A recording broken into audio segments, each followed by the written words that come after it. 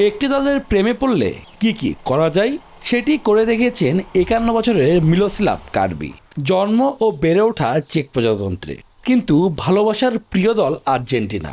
এবারে বিশ্বকাপে যদিও খেলেছে তার দল, কিন্তু নিজের বাসস্থান সাজিয়েছেন ম্যারাডোনা, মেসি ও আর্জেন্টিনার পতাকায়।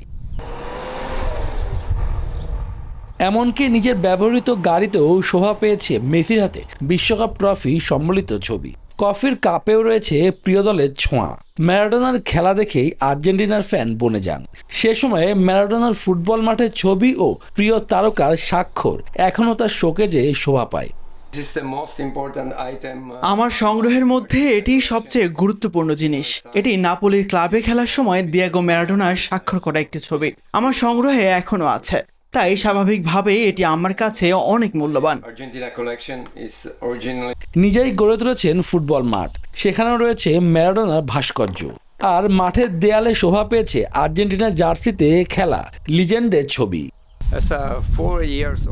আপনারা জানেন লিওনেল স্কালোনি এই দলটা গোছাতে কতটা পরিশ্রম করেছেন, বিশ্বকাপের জন্য পুরোপুরি প্রস্তুত করেছেন। তাই আমি শতভাগ বিশ্বাস করি যে আমরা আবার শিরোপা জিতব।